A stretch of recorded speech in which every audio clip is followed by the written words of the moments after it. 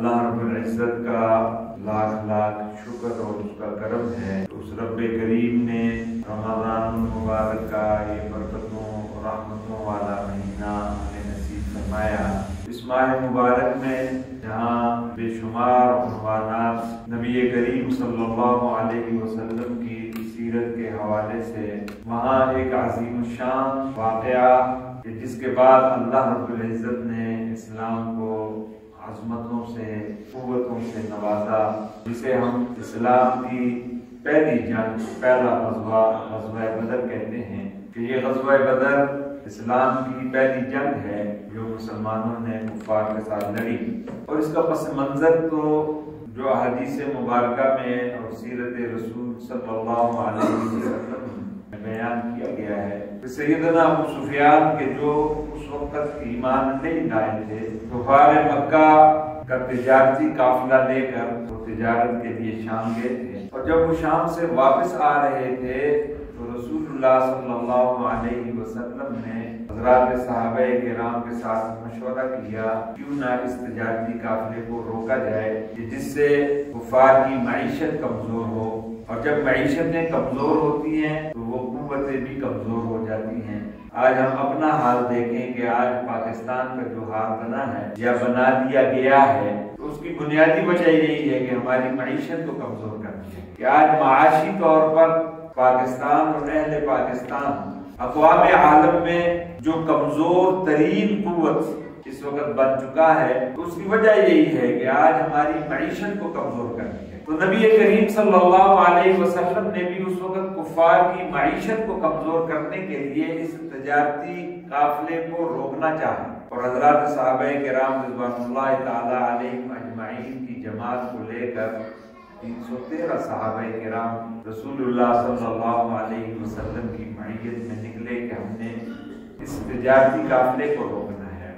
آپ صلی اللہ علیہ وسلم جنگ کی نیت سے نہیں نکلے، مدینہ منورہ سے جنگ کی نیت سے نہیں نکلے تھے۔ تو سیدنا ابو سفیان رضی اللہ تعالیٰ عنہ کو اطلاع ہو گئی اس طرح مسلمان ہمارے قافلے کو روکنا چاہتے ہیں۔ سیدنا ابو سفیان رضی اللہ تعالیٰ عنہ نے ایک گھڑ سوار کو تیار کیا کہ فوراً مکہ مکرمہ جا کر یہ اطلاع دو کہ مسلمان ہمارے قافلے پہ حملہ آور ہونا چاہتے ہیں، اور چونکہ وہاں پہ اس وقت اس دور میں یہ ہوتا تھا کہ جب کوئی قافلہ چلتا تھا تو ہر تاجر اپنا اپنا مال وہ قافلے والے کو دے دیتے تھے کہ بھائی یہ تم جا رہے ہو تو یہ میرا مال بھی بھیج دینا۔ سیدنا ابو سفیان نے یہ اطلاع بھجوائی اہل مکہ کو کہ بھائی مسلمان تو تمہارا مال لوٹنے کی تیاری کر رہے، لہذا فوراً بچانے کے لیے آؤ۔ اور کفار مکہ اور سرداران مکہ کے جو اس وقت کے چودھری تھے یا خان تھے یا نواب تھے، انہوں نے اس معاملے کو اس وقت کو غنیمت سمجھا۔ مسلمان تو ویسے ہی لٹے پھٹے ابھی گئے ہیں، ابھی ان کے پاس نہ قوت ہے نہ طاقت ہے۔ فوراً اعلان کر دیا گیا کہ بھائی مسلمانوں کے ساتھ جنگ کے لیے نکلنا ہے، لہذا فوراً تیاری کرو۔ ادھر سے رسول اللہ صلی اللہ علیہ وسلم اپنے صحابہ کے ساتھ 313 کے ساتھ جا رہے ہیں، اور ادھر سے 1000 کا لشکر تیار ہو کر اور جنگ کی نیت کے ساتھ، جنگ کی غرض کے ساتھ، جنگ کے عزم کے ساتھ کفار مکہ مکرمہ سے روانہ ہوئے۔ تو جب سیدنا ابو سفیان رضی اللہ تعالیٰ عنہ کو یہ اطلاع ملی کہ مسلمان آ رہے ہیں تو انہوں نے راستہ تبدیل کر دیا۔ جو عام مشہور راستہ تھا مکہ مکرمہ جانے کا تو انہوں نے اس راستے کو تبدیل کر دیا، اور وہ پہاڑی سلسلے سے ہوتے ہوئے اور پھر وہ سمندر کے کنارے سے ہوتے ہوئے یمبو البحر وغیرہ اس راستے سے ہوتے ہوئے وہ مکہ مکرمہ کی طرف نکل گئے۔ لیکن ادھر چونکہ مکے میں اعلان ہو چکا تھا اور وہاں سے جناب من لوگ روانہ ہو گئے اس نیت کے ساتھ کہ ہم نے مسلمانوں کے ساتھ جناب من جنگ کرنی، تو نبی کریم صلی اللہ علیہ وسلم کو بھی اطلاع مل گئی کہ ابو سفیان تو راستہ بدل کے نکل گئے، اور ادھر سے مکے سے 1000 کا لشکر پورے آب و تاب کے ساتھ، پوری صلاحیتوں کے ساتھ اور پوری تیاری کے ساتھ مدینے کی طرف روانہ ہو گئے۔ تو آپ صلی اللہ علیہ وسلم نے حضرات صحابہ کرام کو جمع فرمایا اور ان سے مشورہ کیا کہ بھئی نکلے تو ہم سامان تجارت کو حاصل کرنے کے لیے تھے، لیکن اب کیفیت یہ ہو گئی ہے کہ کفار مکہ پوری تیاری کے ساتھ اب مدینے کی طرف آ رہا ہے اور اب جنگ کی نوبت آ گئی ہے، اب مشورہ تو حدیث مبارکہ میں آتا ہے کہ نبی کریم صلی اللہ علیہ وسلم نے جب یہ کیفیت حضرات صحابہ کرام کے سامنے رکھی تو سیدنا ابوبکر صدیق رضی اللہ تعالیٰ عنہ سب سے پہلے کھڑے ہو گئے۔ ابوبکر کا ویسے تو پہلا نمبر نہیں ہے نا، سب سے پہلے سیدنا ابوبکر صدیق کھڑے ہو گئے، فرمایا یا رسول اللہ صلی اللہ علیہ وسلم ہماری جان مال آپ پر قربان، آپ ہمیں حکم کریں تو حاضر اللہ صلی اللہ علیہ وسلم آپ بیٹھ گئے۔ سیدنا عمر فاروق کھڑے ہو، سیدنا عمر فاروق نے بھی انہی جذبات کے ساتھ، رسول اللہ صلی اللہ علیہ وسلم کی منشا یہ تھی کہ چونکہ رسول اللہ صلی اللہ علیہ وسلم جب مدینہ منورہ تشریف لائے تھے تو وہاں انصار مدینہ کے ساتھ یہ معاہدہ تھا کہ اگر مدینہ منورہ کے اوپر کوئی حملہ آور ہوتا ہے، کوئی حملہ کرتا ہے تو انصار مدینہ، اہل مدینہ یہ رسول اللہ صلی اللہ علیہ وسلم کے ساتھ مل کر میدان میں جناب میں یہ جنگ کریں۔ تو یہاں تو کیفیت کچھ اور تھی۔ جب انصار مدینہ نے دیکھا کہ رسول اللہ صلی اللہ علیہ وسلم ہم سے کچھ سننا چاہتے ہیں تو سب سے پہلے حضرت مقداد میں اور ایسی تاریخی گفتگو کی، فرمایا یا رسول اللہ صلی اللہ علیہ وسلم ہم آپ پہ ایمان لائیں، آپ ہادی برہان ہیں اور ہم قوم موسیٰ نہیں ہیں۔ قوم موسیٰ نے تو موسیٰ سے کہا فَذَهَبْ أَنْتَ وَرَبُّكَ فَقَاتِلَا إِنَّا هَاهُنَا قَاعِدُونَ کہ موسیٰ جا تو اور تیرا رب جنگ کرے، ہم تو یہاں بیٹھے ہوئے ہیں۔ کہا نہیں، ہم قوم موسیٰ نہیں ہیں، نحن نقاتلک عن یمینک وعن شمالک وعن خلفک وعن امامک۔ یا رسول اللہ ہم آپ کے دائیں طرف سے بھی لڑیں گے، ہم آپ کے بائیں طرف سے بھی لڑیں گے، ہم آپ کے آگے سے بھی لڑیں گے، ہم آپ کے پیچھے سے بھی لڑیں گے، آپ حکم تو کریں۔ جب سیدنا مقداد رضی اللہ تعالیٰ عنہ نے بیان کیا اس کے بعد حضرت سعد بن عبادہ کھڑے ہو۔ سعد بن عبادہ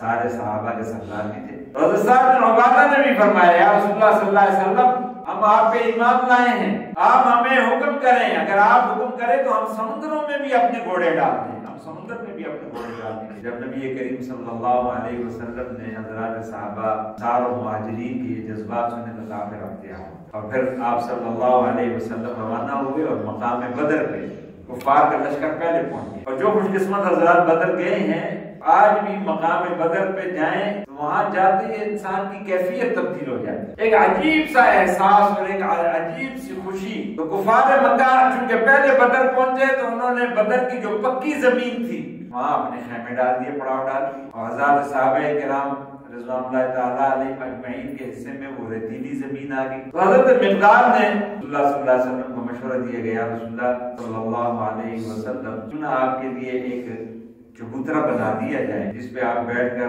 فوج کی نگرانی بھی کریں اور ہدایات بھی دیں۔ تو مقام بدر میں آج اس جگہ پہ مسجد بنی ہوئی ہے جس کو مسجد عریش کہا جاتا ہے۔ یہ وہ مقام تھا کہ جہاں آپ صلی اللہ علیہ وسلم کا چبوترا بنایا گیا، جہاں آپ صلی اللہ علیہ وسلم نے ساری رات،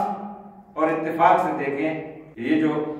بدر کا جو مارکا ہوا یہ اس مارچ کے مہینے میں ہوا ہے، 13 مارچ یا 14 مارچ، آج کیا تاریخ ہے؟ آج 14 مارچ، اور وہ بھی رمضان کا مہینے یہ کہ اس وقت 17 رمضان کا دن تھا، آج 13 رمضان ہے، لیکن مارچ کے اعتبار سے یہی 13-14 مارچ کا 14 مارچ تھی اور 17 رمضان مبارک کا دن تھا۔ 16 رمضان کو حضرات صحابہ کرام مقام بدر پہ پہنچے تو رسول اللہ صلی اللہ علیہ وسلم نے حضرات صحابہ کرام کی صفیں ٹھیک کروائی، دوسری طرف جو ہے وہ رعونت تھی، تکبر تھا۔ ابو جہل، عتبہ، شیبہ کے بارے میں ہے کہ شیبہ اگرچہ سردار تھا لیکن شیبہ شریف النفس قسم کا سردار، اور جب یہ پتا چلا کہ ابو سفیان اپنا قافلہ بچا کر وہاں سے نکل گئے ہیں، مال تجارت لے کے نکل گئے ہیں، شیبہ اور ایک اور سردار ابو جہل کے پاس گئے اور ابو جہل کے پاس جا کے مشورہ کیا کہ ابو جہل اب چونکہ ابو سفیان تو اپنا قافلہ بچا کے نکل گئے ہیں تو اب جنگ کی تو ضرورت نہیں ہے، ہم تو جنگ اپنا مال بچانے کے لیے ہم نکلے تھے۔ تو ابو جہل چونکہ اس وقت تکبر میں تھا اور اس کو یہ زعم تھا، بلکہ اس نے اپنا ایک مخبر بھیج کے معلومات بھی کرائی تھی کہ جا کے ذرا دیکھو کہ یہ مسلمانوں کی کتنی تعداد ہے۔ اس نے آگے جب اندازہ لگایا تو جا کے رسول اللہ صلی اللہ علیہ وسلم جا کے ابو جہل کو یہی کہا کہ رسول اللہ صلی اللہ علیہ وسلم کے ساتھ یہی کوئی 310 یا 11 یا 12 یا 13 اتنے لوگ ہیں، اس سے زیادہ نہیں ہیں۔ تو ابو جہل نے تکبر کی حالت میں تکبر میں کہا کہ اچھا اتنے ہیں تو پھر تو لڑنے کی نوبت ہی نہیں آئے گی، رسیاں تیار ہم کو صبح مسلمانوں کو اپنے اونٹوں پر باندھ کر ہم مکے لے گئے، تکبر کے ساتھ یہ بات کہ پھر تو لڑنے کی کوئی نوبت ہی نہیں، وہ 312 13 10 تو ہم 1000، اور ان مسلمانوں کے پاس ہے کیا؟ چونکہ مسلمان تو جنگ کے لیے نکلے نہیں تھے، جنگ کی نیت سے ہی نہیں نکلے، تو ان 313 میں بھی صرف 2 گھوڑے تھے مسلمانوں کے پاس، 2 گھوڑے اور 8 تلواریں، 70 اونٹ تقریباً، اور 8 مسلمانوں کے پاس زرہ تھی، باقی کچھ بھی نہیں۔ تو اس زام میں ابو جہل نے حالت اب تکبر کرتے ہوئے ان مسلمانوں کی کیا حیثیت، پھر تو لڑنے کی نوبت ہی نہیں آئے گی، تم اپنی رسیاں تیار رکھو، ہم صبح مسلمانوں کو اونٹوں پہ باندھ کے ہم ان کو مکے لے جائیں گے اور وہاں نشان عبرت بنائیں۔ اور ادھر نبی کریم صلی اللہ علیہ وسلم نے اس مقام عریش پہ اپنے اس کبوترے پہ صفیں بنا دی۔ صفیں بنانے کے بعد اللہ کے حضور رسول اللہ صلی اللہ علیہ وسلم سجدے میں گر گئے۔ حدیث مبارکہ میں آتا ہے کہ آپ صلی اللہ علیہ وسلم نے اس انداز سے دعا مانگی کہ آپ کی داڑھی مبارک آنسوؤں سے تر ہو گئی۔ اور سیدنا صدیق اکبر رضی اللہ تعالیٰ عنہ نے جب رسول اللہ صلی اللہ علیہ وسلم کی یہ کیفیت دیکھی تو حالت سجدہ میں رسول اللہ کے قدموں کے ساتھ لپٹ گئے کہ بس کرو یا رسول اللہ، اللہ کی مدد آ گئی، اللہ کی مدد آ گئی۔ اور جن خوش قسمت حضرات نے یہ مقام کی زیارت کی، اللہ ہم سب کو زندگی میں بار بار کرائے، یہ دعا۔ تو بدر میں آپ دیکھیں گے کہ وہاں جو پہاڑ ہیں باقی سب سخت پہاڑ ہیں، پتھریلے پہاڑ ہیں، خشک پہاڑ ہیں، اور اس میدان بدر کے پاس ایک پہاڑ ہے جسے جبل الملائکہ کہا جاتا ہے، وہ پہاڑ کہ جہاں ملائکہ کا نزول ہوا تھا، جس جگہ پہ سیدنا جبرائیل علیہ السلام کی قیادت میں 1000 فرشتے جہاں پہ نزول ہوا تھا، وہ پہاڑ بالکل ریتیلا پہاڑ ہے، وہ آج بالکل وہاں ریت ہی ریت، سختی ہے نہیں۔ اور نبی کریم صلی اللہ علیہ وسلم نے دعا دی ہے اللہ میری ساری کمائی آج میں لے آیا ہوں، یہ 313 میری ساری کمائی ہے، میری 14 سالہ محنت کا یہ نتیجہ ہے، اور آج اگر ان کی مدد نہ ہوئی، یہ کامیاب نہ ہوئے، یہ ختم ہو گئے تو پھر قیامت تک تیرا نام لینے والا کوئی نہیں۔ تو رسول اللہ صلی اللہ علیہ وسلم نے حضرات صحابہ کرام کی صفیں باندھی، بے سر و سامانی کی کیفیت، ٹوٹل 2 تلواریں، وہ ایک صحابی رسول، نام میرے ذہن سے نکل گیا، وہ رسول اللہ صلی اللہ علیہ وسلم کی خدمت میں حاضر ہوئے جب آپ صلی اللہ علیہ وسلم نے صحابہ کو ترغیب دی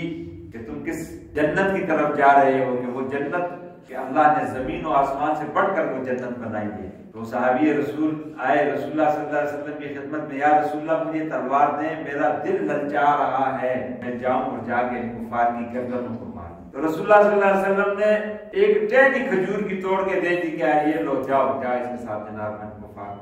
تو فرماتے ہیں کہ وہ رسول اللہ کے ہاتھ میں تو وہ کھجور کی ٹہنی تھی، لیکن میرے ہاتھ میں آئی تو اللہ نے اس کو تلوار۔ سوال کرنے کا مقصد یہ کہ یہاں سے ایک سبق یہ بھی ملتا ہے کہ یہ دنیا عالم اسباب ہے، کہ آپ صلی اللہ علیہ وسلم اپنی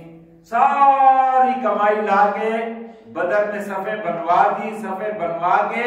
پھر اللہ سے التجا کی، دعا کی کہ اللہ یہ میری کمائی ہے، اب تیری مدد و نصرت۔ یہ جو ابھی ہمارا کرکٹ کا یہ جو ہے کیا نام، کپتان کیا نام ہے نوجوان کا، بابر اعظم، یہ ابھی جب مار کھائی ہے نا ہمارے کرکٹ والوں نے،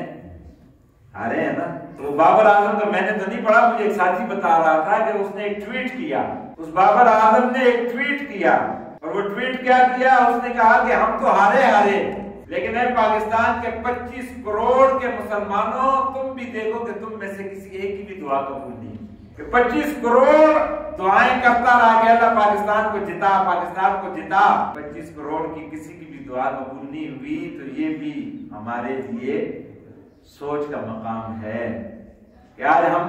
اعمال کے اعتبار سے اتنے کمزور ہو گئے، اور دنیا دار الاسباب ہے کہ یہاں اسباب کو اختیار کر کے پھر اللہ پہ توکل، اسباب کے اختیار کرنا ضروری ہے، الدنیا بالوسائل لا بالفضائل۔ تو رسول اللہ صلی اللہ علیہ وسلم نے اپنی پوری محنت میدان بدر میں لا کے بٹھا دی، صفیں بنا دی، اور اس کے بعد پھر اللہ کی طرف متوجہ ہو گئے کہ اللہ یہ میری کمائی ہے، اگر آج تیری مدد نہ آئی، تیری نصرت نہ آئی، اور اگر آج میری یہ کمائی ختم ہو گئی تو اندیشہ ہے کہ پھر شاید قیامت تک تیری توحید کا نعرہ بلند کرنے والا بھی کوئی۔ تو غزوہ بدر اسلام کا وہ پہلا معرکہ کہ جس میں اللہ رب العزت نے مسلمانوں کو فتح عطا فرمائی، 70 وڈیرے خان اور نواب جو مکے کے تھے، جس میں ابو جہل بھی ہے، یہ 2 چھوٹے بچے معاذ اور محفظ، 2 چھوٹے بھائی، ایک کی عمر تقریباً کوئی 8 سال کی ہوگی ہے، 10 سال کی، دوسرے کی 11-12 سال۔ تو میدان بدر میں معلومات کرتے ہیں کہ یہ ابو جہل کہاں ہے، ابو جہل کون ہے، پوچھتے ہیں کہ یہ ابو جہل کون ہے، بتایا جاتا ہے کہ وہ جو घोड़े पे सवार है और हिदायत दे रहा है, ये अबू जहल है। भागते हुए जाते हैं दोनों भाई और हमला आवर हो जाते हैं। अब 10 साल के बच्चा, ये पीछे जो बच्चे बैठे हैं 10 साल और 12 साल के बच्चे क्या, लेकिन अबू जहल पे दर पे ऐसा वार करते हैं कि उसको घोड़े से गिरा देते हैं। और हजरत मुआज के कांधे के ऊपर हमला होता है और बाजू कट जाता है। सैयदना मुआज अपने उस बाजू को देखते हैं कि अब वो तंग कर रहा है, थोड़ी सी चमड़ी बाकी रह गई, बाकी पूरा बाजू कट गया। अब अबू जहल को तो दोनों भाई वासिले जहन्नुम कर देते हैं। हजरत मुआज देखते हैं कि अब ये बाजू तंग कर रहा है, तो अब वो बाजू अपने पाँव के नीचे रख के खींचते हैं और वो बाजू भी जुदा करते हैं। और रिवायात में आता है कि जब नबी करीम सल्लल्लाहु अलैहि वसल्लम की खिदमत में हाजिर हुए तो एक भाई कहता है या रसूलल्लाह मैंने मारा है, दूसरा भाई कहते हैं या रसूलल्लाह मैंने मारा है, दोनों भाई। तो रसूलल्लाह कहते हैं अपनी तलवारें दिखाओ। जब दोनों ने अपनी तलवारें दिखाई फरमाया तुम दोनों ने मारा है। और हजरत मुआज फरमाते हैं कि रसूलल्लाह ने फरमाया कि वो बाजू, कहते हैं दुआब दान दिया और मेरा बाजू लगाया और फरमाया कि वो मेरा बाजू हजरत मुआज सैयदना उस्मान गनी रज़ी अल्लाह तआला अन्हु के दौर मुबारक तक जिंदा रहे। फरमाते थे कि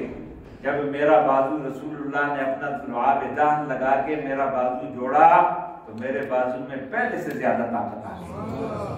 पहले से ज्यादा ताकत आ गई। और जब ये जंग शुरू हुई तो सबसे पहले कुफार की तरफ से शैबा, उतबा और वलीद, ये तीनों उतरे। तीनों सरदार थे। वलीद शैबा का बेटा, उतबा भाई था। क्योंकि ये शैबा जो है इसको अबू जहल ने ये ताना दिया था कि शैबा का बेटा हजरत हुज़ैफा रज़ी अल्लाह तआला अन्हु के जो रसूलुल्लाह सल्लल्लाहु अलैहि वसल्लम के साथ कुफार के मुकाबले में जंग बदर में गए। जब शैबा अबू जहल के पास गया था कि भाई अब तो जंग करने की जरूरत नहीं है, अबू सुफियान वाले तिजारत लेके निकल गया, तो अबू जहल ने ये ताना दिया है शैबा शायद तू अपने बेटे का मुकाबला करने से डर रहा है इसलिए तू ये मशवरे दे रहा है। शैबा को ये गैरत तो थी, सरदार थे। अच्छा ये बात है, ठीक। सुबह जब मैदान जंग सजा तो सबसे पहले शैबा उतबा को आवाज दी आ जाओ, अपने दूसरे बेटे वलीद को बुलाया तुम भी आ गए। तो मुकाबले में अंसारे सहाबा 3 सहाबा निकले, तो इन्होंने लड़ने से इनकार कर दिया, तुम तो हमारे मुकाबले के नहीं हो, हमारे साथ लड़ने के लिए थोड़ा ही आए हैं। भेजो मुहाजिरीन को भेजो, मक्के वालों को भेजो, हम मक्के वाले हैं, मक्के वालों के साथ लड़ने के लिए आए हैं, मदीने वालों के साथ हमारा मुकाबला ही नहीं है, तुम तो इस काबिल ही नहीं हो कि हम तुम्हारे साथ लड़ें। तो फिर नबी करीम सल्लल्लाहु अलैहि वसल्लम ने सारे सहाबा को वापस बुलाया और फिर फरमाया अली कहाँ आ जाओ मैदान, फिर फरमाया हमजा कहाँ आ जाओ मैदान में, और फिर हजरत अबू उबैदा बिन जर्राह, उन्होंने फरमाया कि अबू उबैदा तुम भी आ जाओ। मुसलमानों की तरफ से फिर ये 3 मुहाजिरीन सहाबा, सैयदना हमजा रज़ी अल्लाह तआला अन्हु, सैयदना अली करमल्लाहु वजहू, सैयदना अबू उबैदा। तो उबैदा का मुकाबला हुआ शैबा के साथ। तो सैयदना हमजा रज़ी अल्लाह तआला अन्हु ने तो उतबा जो यानी अपने आप को सरदार था, ताकतवर था, जोरावर था, जैसे सैयदना हमजा रज़ी अल्लाह तआला अन्हु तशरीफ लाए तो हजरत सैयदना हमजा रज़ी अल्लाह तआला अन्हु ने एक ही वार में उतबा को वासिले जान, इसी तरह सैयदना अली ने वलीद को वासिले जान कर। और शैबा का मुकाबला जो है हजरत उबैदा बिन जर्राह के साथ, हजरत उबैदा बिन जर्राह की टांग जख्मी हो गई, तो सैयदना अली रज़ी अल्लाह तआला अन्हु ने जब देखा तो वो आए और उन्होंने शैबा पे वार किया और उसको भी वासिले जान। तो इस गज़वा में अल्लाह रब्बुल इज्जत ने 70 सरदारान और वडेरे कुफार मक्का थे, सरदार मक्का थे, मक्का के जो चौधरी जो अपने आप को बड़े, अबू जहल जो सबका सरदार था, बड़ा था, वडेरा, उसको वासिले जान किया। 70 गिरफ्तार हुए और अल्लाह रब्बुल इज्जत ने इस गज़वा बदर से कुफार मक्का पे मुसलमानों का ऐसा रोब बिठा दिया कि फिर दोबारा कुफार मक्का मुसलमानों का मुकाबला करते हुए 100 बार सोच के फिर आगे ओद भी हुई, फिर जनाब मन गज़वा खंदक भी हुई, फिर हुनैन भी हुई, गज़वात हुए, लेकिन ये पहला गज़वा अल्लाह रब्बुल इज्जत ने मुसलमानों को फतह नसीब फरमाई कि बेसरो सामानी की कैफियत में। और उस वक्त जो मुसलमानों के अंदर जो जिहाद का, बच्चों के अंदर जो जिहाद का जज्बा, आज हमारी नस्ल, आज हमें तो अब तो जिहाद से बिल्कुल, अब तो जनाब मन यानी हर दीन के हर मामले में नई नई जिहतें और नई नई बातें और नई नई जनाब मन इज्तिहादात। अब तो हमारे नौजवानों को बिल्कुल जिहाद से, जिहाद के जज्बे से, जिहाद की मोहब्बत वो अब तो हमारे ज़हनों से निकाल दी। और खुसूसन कादियानी जो इस वक्त काम कर रहे हैं मुस्लिम माशरों में, कि कादियानियत को मारज़े वजूद में लाने का बुनियादी सबब ही यही था कि मुसलमानों के अंदर से जिहाद का जज्बा निकाल दिया जाए। जिहाद के जिहाद खत्म हो चुका है, जिहाद है ही नहीं है। تو رمضان المبارک میں نوجوانوں آپ سے عرض کرنا چاہتا ہوں کہ حضرات صحابہ کرام رضوان اللہ تعالی علیہم اجمعین اللہ ہم سب کو لے جائے اور یہ غزوہ بدر کا مقام ہم دیکھیں۔ مدینہ منورہ سے تقریباً 80 میل کا یہ فاصلہ ہے، 150 کلومیٹر بنتا ہے۔ ذرا تصور کریں، تصور کہ وہ بے سر و سامانی کی کیفیت، کوئی اسباب نہیں، کوئی وسائل نہیں، کوئی ذرائع نہیں، نبی کریم صلی اللہ علیہ وسلم کی ایک کال پر حضرات صحابہ کرام، بلکہ روایات میں آتا ہے کہ جب یہ قافلہ مدینہ منورہ سے روانہ ہونے لگا تو ایک بڑھیا اپنے بال کاٹ کے رسول اللہ صلی اللہ علیہ وسلم کی خدمت میں لے آئی، یا رسول اللہ صلی اللہ علیہ وسلم میرے پاس تو کچھ بھی نہیں ہے، نہ میرا شوہر ہے، نہ میرے نوجوان اولاد ہے، نہ میرے پاس مال ہے، میں نے بہت سوچا میرے پاس میرے یہ بال سے میں یہ بال کاٹ کر لے آئے، مجھے پتا ہے کہ ان کی کوئی اتنی حیثیت نہیں، لیکن چلو کسی مجاہد کے لیے رسی کا کام آ جائے گی، میرا بھی خریداران یوسف میں نام ہو جائے گا، خریداران یوسف، اللہ جب کام لینے پہ آتا ہے تو کام لیتا ہے۔ تو رمضان المبارک اور یہ لمبا سفر کہ ایک ایک سواری پر تین سوار جناب، اب نبی کریم صلی اللہ علیہ وسلم کی سواری پہ رسول اللہ صلی اللہ علیہ وسلم، ان کے ساتھ سیدنا علی کرم اللہ وجہہ اور ان کے ساتھ سیدنا زید، دو سوار ہوتے، ایک جو ہے وہ پیدل چلتا، پھر دو سوار ہوتے، پھر ایک پیدل چلتا۔ تو جب غلاموں کا وقت آتا، سیدنا علی اور سیدنا زید کا وقت آتا سوار ہونے کا، یہ اصرار کرتے یا رسول اللہ صلی اللہ علیہ وسلم ہم پیدل چلیں گے، آپ سفر سواری کریں۔ تو آپ صلی اللہ علیہ وسلم فرماتے علی تم مجھ سے زیادہ طاقتور نہیں ہو، میں تم سے زیادہ طاقتور ہوں۔ تو اس عالم اور اس کیفیت میں اللہ تبارک و تعالیٰ نے مسلمانوں کو فتح نصیب فرمائی، اور ایسی فتح بلکہ حدیث مبارکہ میں آتا ہے کہ جب آپ صلی اللہ علیہ وسلم رات کو تشریف لائے میدان بدر میں، تو آپ صلی اللہ علیہ وسلم نے باقاعدہ نشانات لگائے کہ یہاں پہ عتبہ مردار ہوگا، یہاں پہ شیبہ مردار ہوگا، یہاں پہ ولید مردار ہوگا، یہاں پہ فلاں مردار ہوگا، یہاں پہ فلاں مردار ہوگا۔ ایک صحابی رسول فرماتے ہیں کہ جب صبح میدان جنگ گرم ہوئی، اوروں کی نظریں اور طرف تھی، میری نظر رسول اللہ صلی اللہ علیہ وسلم کے ان نشانات پہ تھی کہ جہاں آپ صلی اللہ علیہ وسلم نے نشانات لگائے تھے کہ یہاں عتبہ واصل جہنم ہوگا، یہاں شیبہ واصل جہنم ہوگا۔ فرماتے ہیں رب کعبہ کی قسم کہ جہاں جہاں میرے محبوب نے نشان لگائے تھے ایک انچ بھی آگے پیچھے نہیں ہوا تھا، اور وہ مردار اس جگہ پہ مردار۔ اس لیے میرے عزیزوں، میرے نوجوانوں، حضرات صحابہ کرام کی زندگیوں کو پڑھو کہ کن تکالیف کے ساتھ اور کن مصائب اور آلام کے ساتھ اور کن قربانیوں کے ساتھ حضرات صحابہ کرام رضوان اللہ تعالی علیہم اجمعین نے اس دین کی اشاعت اور اس دین کی ترویج اور اس دین کی تبلیغ کی ہے۔ اور یہی وجہ ہے کہ آج دنیا کفر اور اس کے ایجنٹ جہاں اسلام کے خلاف پروپیگنڈے کر رہے ہیں، اسلامی تعلیمات کے خلاف، رسول اللہ صلی اللہ علیہ وسلم کی سنتوں کے خلاف، وہاں پہ اس وقت دنیا کفر کے نشانے پہ حضرات صحابہ کرام رضوان اللہ تعالی علیہم اجمعین کی جماعت مقدسہ بھی ہے۔ یہ وہ جماعت مقدسہ ہے کہ جو رسول اللہ کی نبوت اور رسالت کے عینی گواہ ہے، کہ یہ وہ جماعت مقدسہ ہے کہ جن کے ذریعے سے یہ دین اقوام عالم تک پہنچا ہے۔ یہ قرآن جس میں میرا اور آپ کا ایمان ہے کہ یہ قرآن منزل من اللہ ہے، یہ قرآن رسول اللہ کا معجزہ ہے، یہ قرآن وہی قرآن ہے کہ جس کے بارے میں رب کائنات فرماتا ہے کہ شہر رمضان الذی انزل فیہ القرآن، یہ قرآن وہی قرآن ہے کہ جس کے بارے میں رب کائنات کہتا ہے انا انزلناہ فی لیلۃ القدر، یہ قرآن وہی قرآن ہے کہ جس کے بارے میں رب کائنات کہتا ہے کہ نزل بہ الروح الامین، کہ روح امین لے کے اس کو نازل ہوئے۔ یہ قرآن وہی قرآن ہے کہ جس قرآن کو اللہ نے محمد الرسول اللہ صلی اللہ علیہ وسلم کے سینہ اطہر میں جمع فرمایا۔ لیکن یہ قرآن پہنچا مجھ تک اور آپ تک کس کے ذریعے سے؟ حضرات صحابہ کرام کے ذریعے۔ رسول اللہ نے حضرات صحابہ کو پڑھایا، صحابہ نے تابعین کو پڑھایا، تابعین نے تبع تابعین کو پڑھایا، اور اسی طرح چلتے چلتے چلتے چلتے آج یہ قرآن میرے پاس اور آپ کے پاس ہے۔ آج اگر خدا نہ خواستہ حضرات صحابہ کرام کی جماعت مقدسہ کہ جس طرح بعض بدبخت صحابہ کے بارے میں بکواسات کرتے ہیں،